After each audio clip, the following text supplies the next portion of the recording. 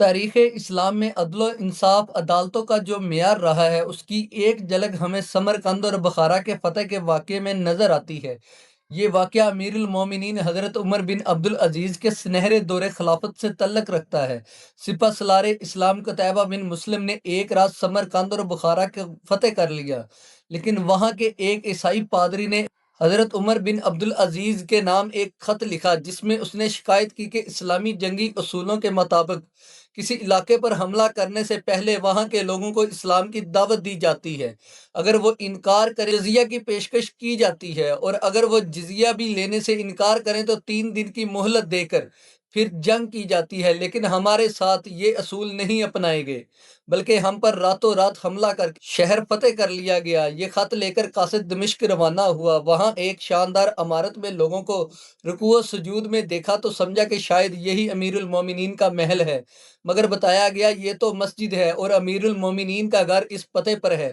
جب قاصد وہاں پہنچا تو اس نے دیکھا کہ ایک نہایت سادہ حال شخص اپنے گھر کی چھت مٹی سے لیپ رہا ہے اور ایک عورت نیچے سے مٹی کے گولے دے رہی ہے۔ بتایا گیا یہی امیر المومنین عمر بن عبدالعزیز ہیں۔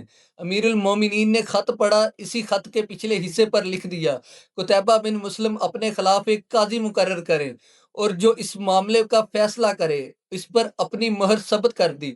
یہ خط قتیبہ بن مسلم کو ملا تو انہوں نے بلا تردید اپنے خلاف قاضی مقرر کیا۔ قاضی نے عیسائی پادری سے شکایت پوچھی، پھر قتیبہ بن مسلم سے سوال کیا، کیا تم نے اسلام کی دعوت جزیہ کی پیشکش اور مہلت دی تھی؟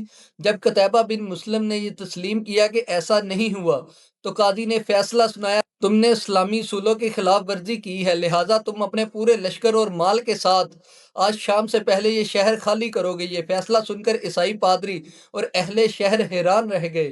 واقعی شام تک اسلامی لشکر شہر سے نکل گیا تھا۔ یہ عدل و انصاف دیکھ کر اہل سمرقند خود اسلامی لشکر کے پاس آئے اور کہا، آپ ہی ہمارے حاکم ہیں۔ اسی طرح حضرت علی کا وہ واقعہ بھی یاد رکھیے جب ان کی ایک ذرہ کسی یہودی کے پاس پائی گئی۔ معاملہ عدالت میں گیا، قاضی نے حضرت علی کو علی بن ابی طالب کہہ کر مخاطب کیا۔ حضرت علی نے فرمایا، یہ عدالت کی پہلی ناانصافی ہے کہ آپ نے مجھے میری کنیت سے مخاطب کیا جبکہ میرے مد مقابل کوئی نہیں۔ ایک اور موقع پر حضرت علی نے ایک قاضی کو اس وجہ سے معزول کر دیا کہ اس کی آواز سائل کی آواز سے بلند ہو جاتی تھی۔ اللہ اکبر! کیا سنہرا دور تھا! اے گردش ایام، ہمیں وہ عدل، وہ وقار، وہ صبح و شام پھر دکھا دے۔ اللہ تعالی ہم مسلمانوں کو ان کا کھویا ہوا مقام دوبارہ عطا فرمائے، آمین۔